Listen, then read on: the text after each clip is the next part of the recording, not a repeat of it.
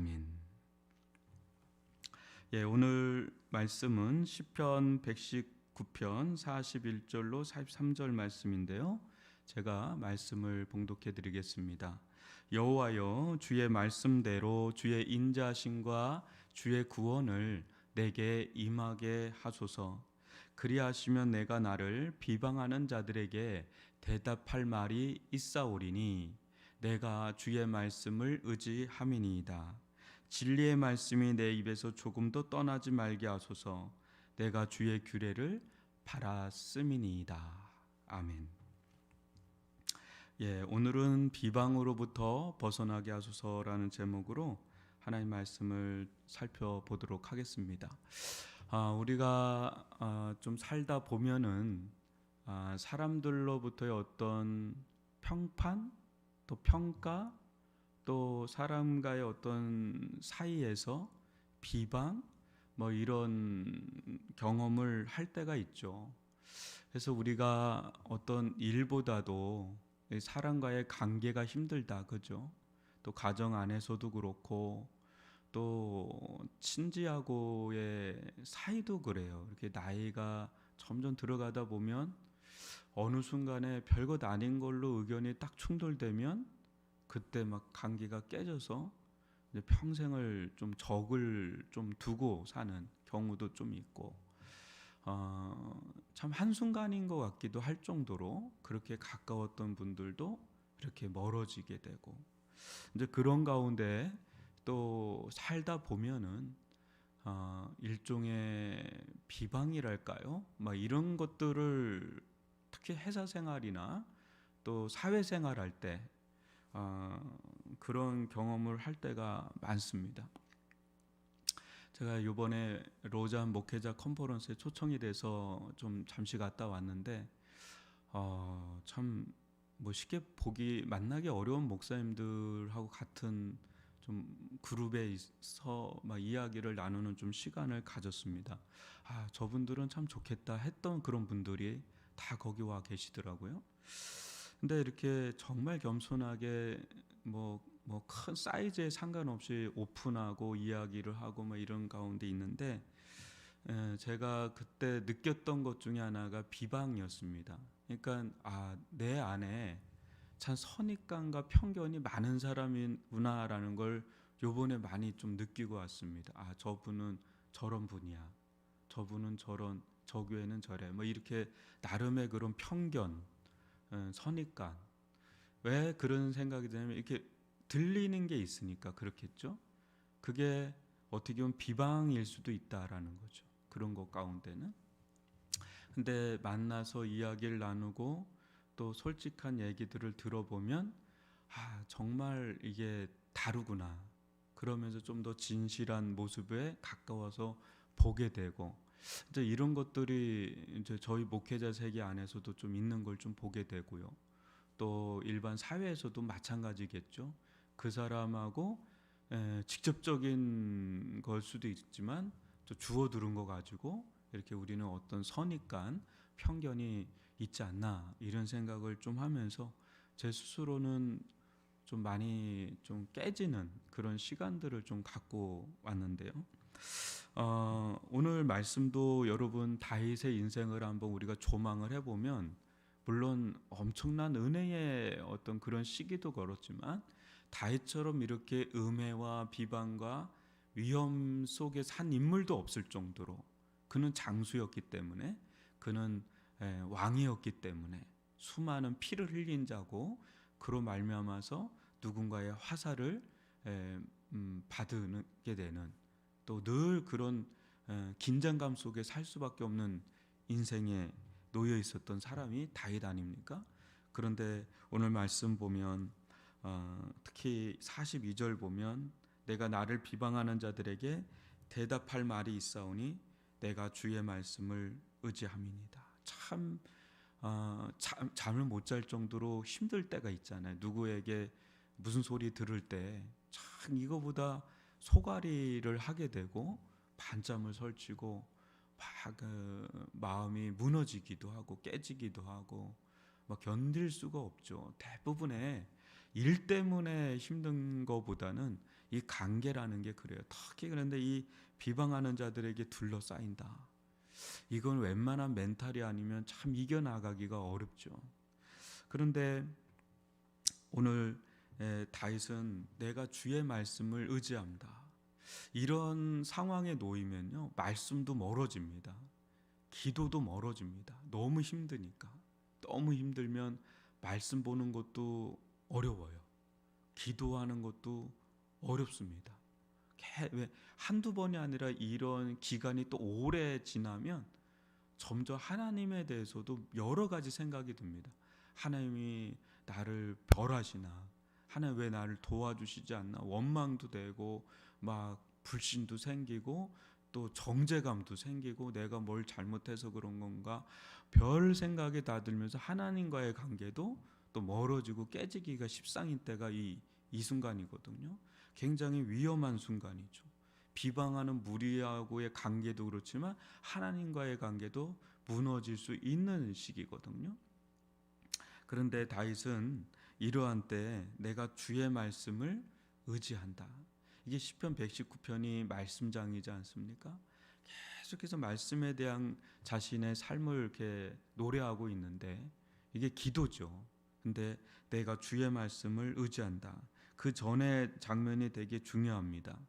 41절 보면 여호와여 주의 말씀대로 주의 인자하심과 주의 구원을 내게 임하게 하소서. 주의 인자하심과 주의 구원을 내게 임하게 하소서. 주의 인자라는 건 뭡니까? 주의 은혜를, 또 주의 구원도 주님께서 끄집어내는 거죠. 그걸 내게 임하게 하소서. 그러니까 하나님의 도우심이 절대적인 거죠. 그런데 비방하는 무리들 가운데 놓여 있고 그 비방 속에는 틀린 말도 있고 공격하는 말도 있지만 어떤 부분에 상당히 맞는 말일 수가 있는 것들도 있죠. 그런데 나는 그렇게 쉽게 안 바뀌거든요. 여러분, 사람이 쉽게 변합니까? 그렇지 않죠.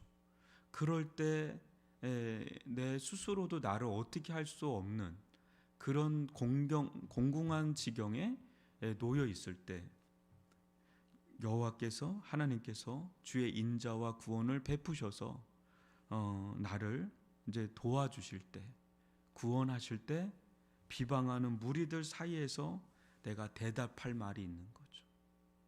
대답할 말이 있는 거죠. 그럴 때 그 비방하는 무리들이 이제 떠나가게 되는. 왜? 보니까 하나님이 문제가 있는 사람이, 문제가 있으니까 공격하는 게 있을 거 아니겠어요, 그죠? 근데 공격도 하고 또 자기들의 악의도 그 속에 있고 뭐 여러 가지 있는데 이 사람 가운데 뭔가가 있는 거죠. 그들은 그 실체를 모르지만 다윗은 주의 인자하심과 구원하심이라고 하는 그게 있는 겁니다. 그러면서 뭔가 실질적인 도움이 막 내 삶 속에 그거를 비방하는 사람들도 보거든요.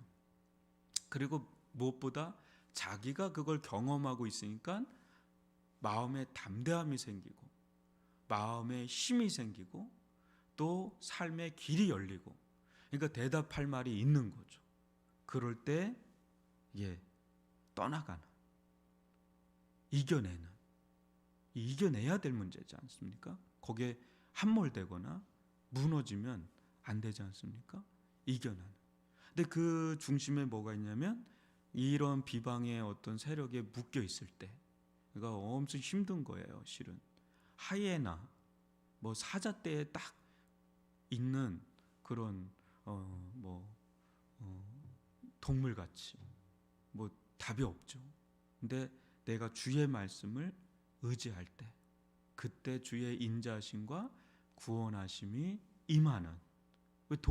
내가 도움을 청할 때가 아무도 없고 어디도 없으니까 그때 하나님의 도우심의 손길이 실질적으로 막 임할 때 비방하는 자들에게 내가 대답할 말이 있고, 또 그런 가운데 사람들도 그걸 또 보고, 근데 그게 이겨내는 거죠. 그래서 43절 보시면은 이제 이런 경험이 쌓이는 겁니다. 다윗이 노년에 지은 시편이 시편 119편이라고 그러거든요.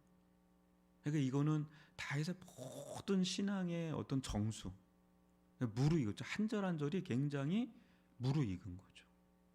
저는 요번에 같이 테이블에서 하면서 그 목회를 오래 한 분들의 그 한마디가 툭 던지는 한마디들이 뭐 제가 그걸 다 이해했다라고 또 삶에서 다 알할 수가 없죠.